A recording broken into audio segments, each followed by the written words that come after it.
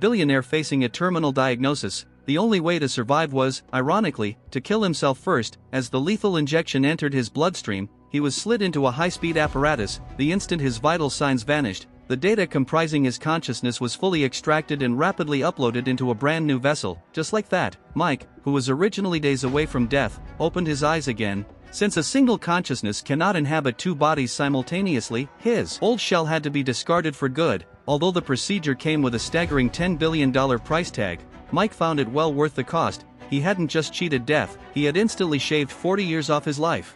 Of course, the transition wasn't seamless. The hospital put him through a rigorous rehabilitation program to help his brain re-establish control over his new body. Meanwhile, Mike orchestrated the release of his own obituary online and quietly forged a completely new identity, paving the way for a carefree retirement. Upon his discharge, he moved into a villa he had purchased in advance. Looking at the high-end supercar parked in the driveway, he couldn't suppress his excitement. He was desperate to make up for the wild youth he had missed out on. By day, he worked up a sweat on the basketball court. By night, he brought beautiful women back home to party. For the first time, he truly felt the resilience of a young body that could handle anything he threw at it. But then, one day, scattered memories that never belonged to him invaded his mind without warning, accompanied by a blinding headache that was nearly unbearable. It was only then that he realized he had completely ignored the doctor's orders. The transplant came with significant side effects that required a strict regimen of red pills to suppress. Caught up in his hedonistic lifestyle, Mike had completely forgotten. He stumbled into the bathroom and frantically popped a pill, but a wave of vertigo threw him off balance, and he crashed to the floor. Suddenly, another vivid, unfamiliar image flashed through his mind, a pumpkin-shaped water tower and a mother and daughter he had never met. These bizarre memories left Mike baffled. Once he recovered enough to function, his curiosity got the better of him. He searched online for pumpkin water tower and actually found a matching photo. Following the address listed, he decided to drive out there and investigate for himself.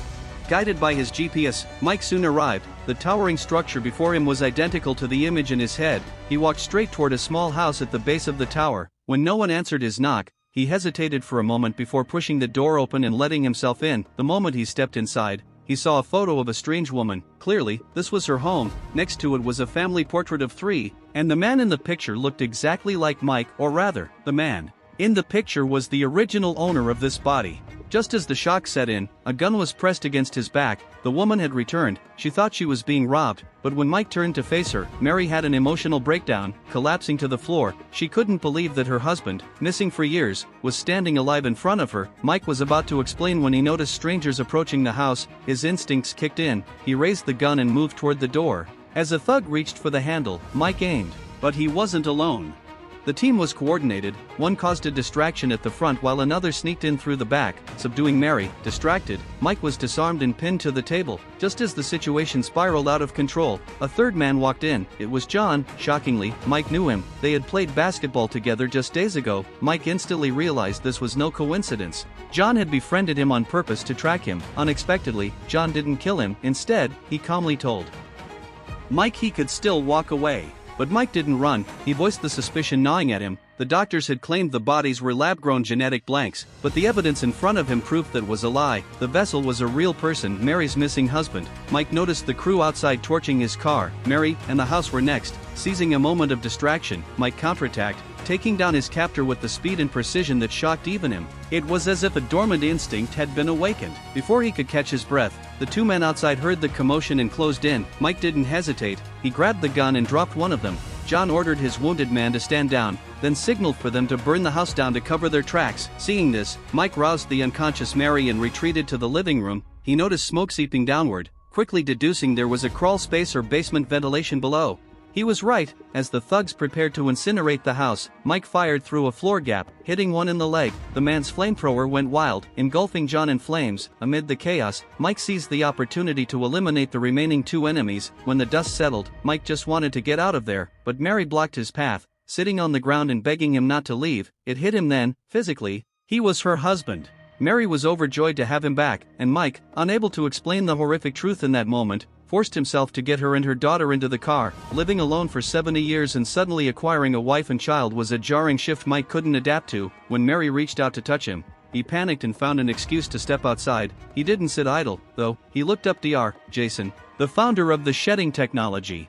He found a video of the late doctor and noticed a distinct tic. He constantly adjusted his glasses. That detail triggered a chilling realization. Paul, the doctor who performed Mike's surgery, had the exact same habit. Mike shuddered. Had Dr. Jason faked his death and transferred his consciousness into Paul's body. Discovering that the doctor still had a living wife, Mike drove 200 miles to the old family estate. He posed as a former student to gain the old woman's trust. He waited. Sure enough, Paul showed up. The moment he walked in, Mike held him at gunpoint. His theory was spot on. The young man standing before him was actually the 80-year-old Dr. Jason. He had already secured a new body for his wife and was prepping for her transplant. Never expecting Mike to survive and track him down, Mike forced the doctor to drive back to the lab to get him a supply of the red pills. However, they ran into the doctor's personal bodyguard. The bodyguard feigned a greeting to someone behind Mike, and in that split second of distraction, he disarmed Mike. The tables turned instantly. The hunter became the hunted. As Mike was being marched out of the mansion, Mary, who had followed them, arrived on the scene. Seeing her husband in danger,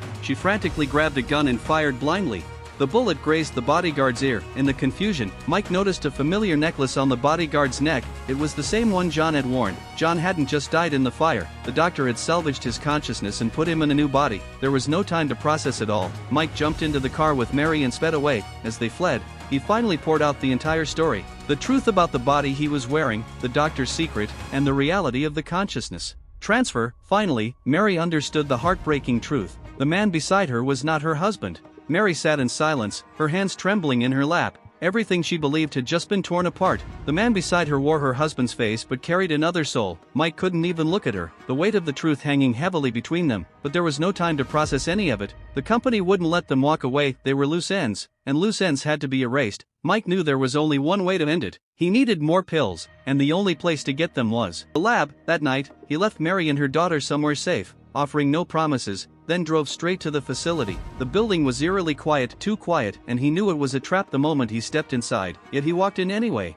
Waiting for him was the doctor, calm and composed, as if expecting him all along. Dr. Jason smiled, unfazed. Seeing Mike as nothing more than a failed experiment, he openly revealed the truth. The bodies were never lab-grown, they were real people, carefully chosen, erased, and repurposed. The wealthy weren't buying youth, they were buying lives.